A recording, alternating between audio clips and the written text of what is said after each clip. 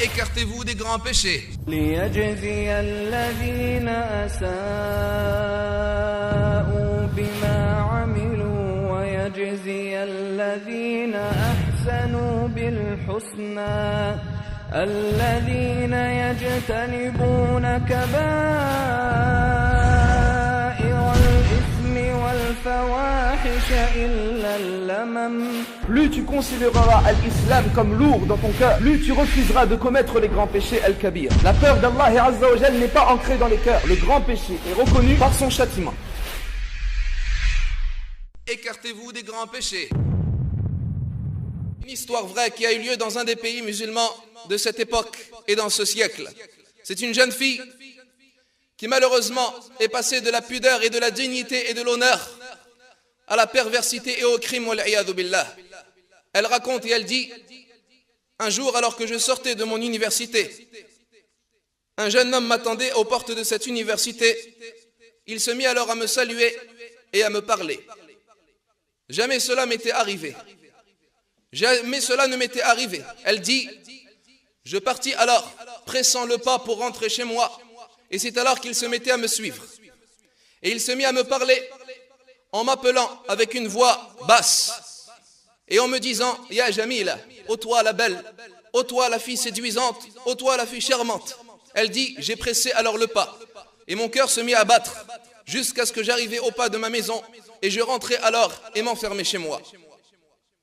Elle dit: la nuit qui suit alors je n'ai pas trouvé le sommeil et je n'ai pas dormi de la nuit, repensant alors à cette scène qui me frappa et me choqua car cela ne m'était jamais arrivé.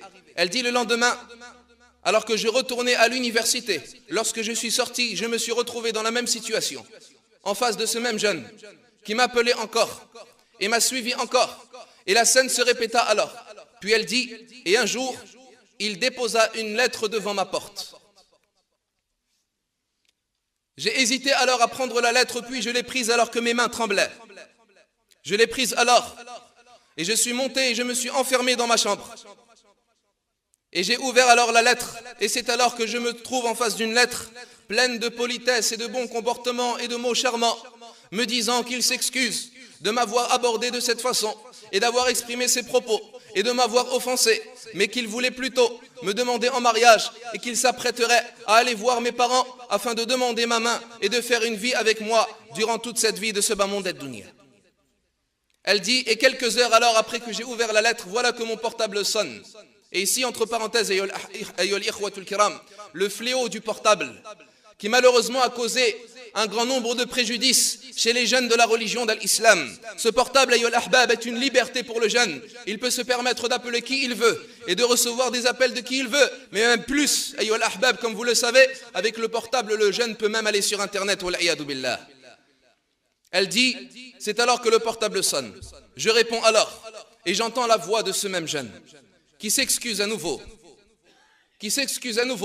et qui me propose à nouveau ce qu'il veut faire.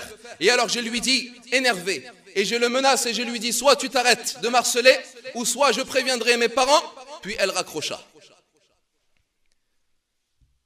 Il me rappela, dit-elle, et il me refit encore des excuses. Et il me rappela sa situation, qu'il était un orphelin, que ses parents sont décédés dès son jeune âge, et qu'il avait l'intention de se marier avec moi, afin de me rendre heureuse et de faire une vie où est-ce qu'il me construirait une villa, etc., etc.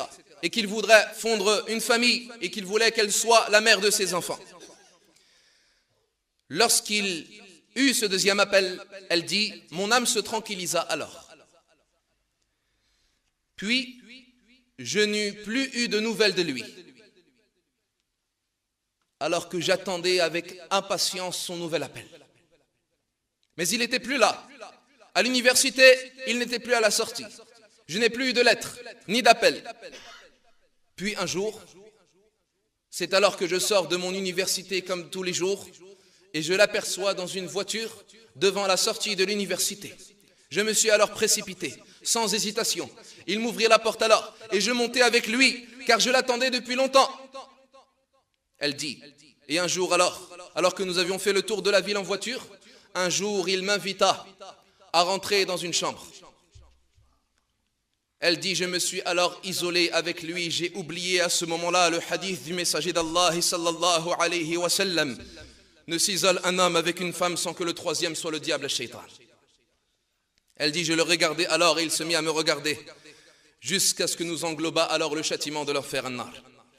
Et nous commettâmes alors le crime de la fornication az-zina. Et lorsqu'elle commit ce crime, elle reprit conscience alors, et elle se réveilla alors, et elle devint folle alors, et elle se rendit compte qu'elle a commis ce crime terrible, et qu'elle vient de perdre son honneur et sa chasteté et sa dignité, qu'elle vient de perdre la chose la plus chère qu'elle possédait. Elle le blâma alors, elle râla alors, et elle lui lança des accusations, mais il la rassura. Et il lui dit, ne t'inquiète pas, nous allons nous marier, et nous allons vivre ensemble. Elle dit, je fus alors perturbée. Durant tous les autres jours suivants, j'ai alors arrêté mes études, et je me suis laissé enfermer dans la maison. Et ma famille ne savait rien jusqu'à ce moment. Ils ne savaient rien de ce qui s'était passé. Elle dit, les jours s'enchaînaient alors, et la vie est devenue obscure pour moi, mais je n'avais qu'un seul espoir, le mariage. Elle dit, c'est alors que le portable se mit à sonner, et j'entendis alors ce jeune me parler, mais d'une voix différente, avec un langage différent. Et il me dit, il faut absolument qu'on se rencontre à tel endroit et à tel moment.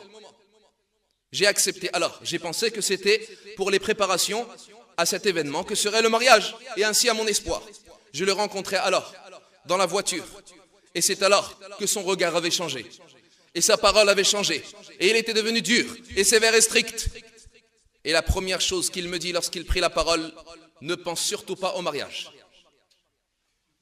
Elle dit, je l'ai alors giflé, et je lui ai dit, tu es certes un mauvais homme, un homme vil, un homme qui ne vaut rien, et je me suis mis à pleurer. Mais il me prit la main, et il sortit avec son autre main de sa poche une cassette vidéo. Et il dit, avec ceci, je vais mettre fin à ta vie. Et alors elle lui dit, qu'est-ce qu'il se trouve dans cette cassette vidéo? Il dit, monte avec moi dans la chambre. Ils montèrent alors, et il lui montra ce qu'il y avait dans la cassette vidéo. Voilà qu'il avait filmé toute la scène qu'il avait passée avec lui lorsqu'ils ont commis la fornication az-zina. Elle perdit la raison alors, et elle devint folle. Et il lui dit, alors, si tu ne te soumets pas à mes demandes à partir d'aujourd'hui, je répands la cassette. Et à ce moment-là, elle considéra que c'était une affaire de famille. Ce n'était même plus elle qui était dans le problème, mais toute la famille et tout l'honneur de cette famille. Elle raconte et elle dit, il se mit alors à s'amuser avec elle, wal'iyadu billah, et à la faire tourner entre tous les hommes al-rijal, afin qu'ils récupèrent de l'argent, et en la menaçant de répandre cette cassette dans la famille et dans le quartier. Et le pire, ayyuhal ahbab, c'est que cette cassette s'est répandue.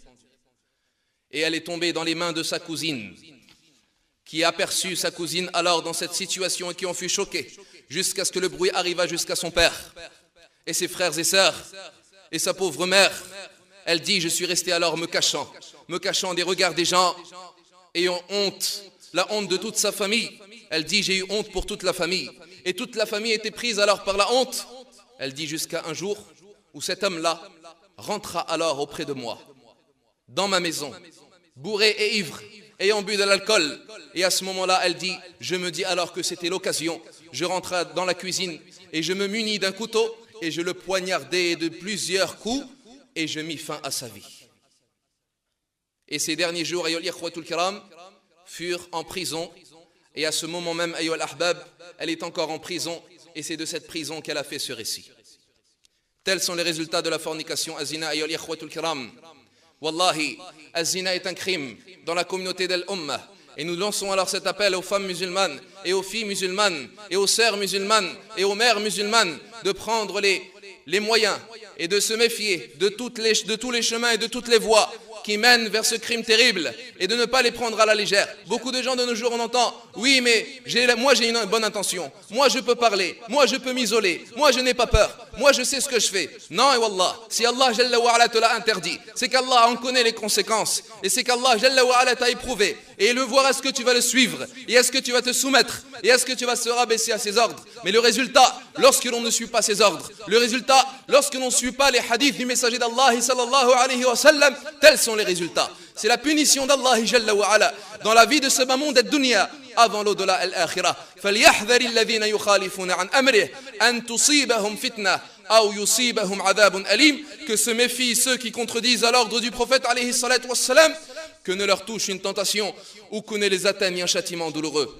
Ayyuhal ikhwatul kiram, méfiez-vous de ce péché qui ramène la honte dans la famille al-usra et la colère d'Allah Jalla wa Ala et son châtiment dans la vie de ce bas monde ad-dunya et dans l'au-delà al-akhirah. As'alullah Jalla wa Ala bi asma'ihi al-husna wa sifatihi al-ula.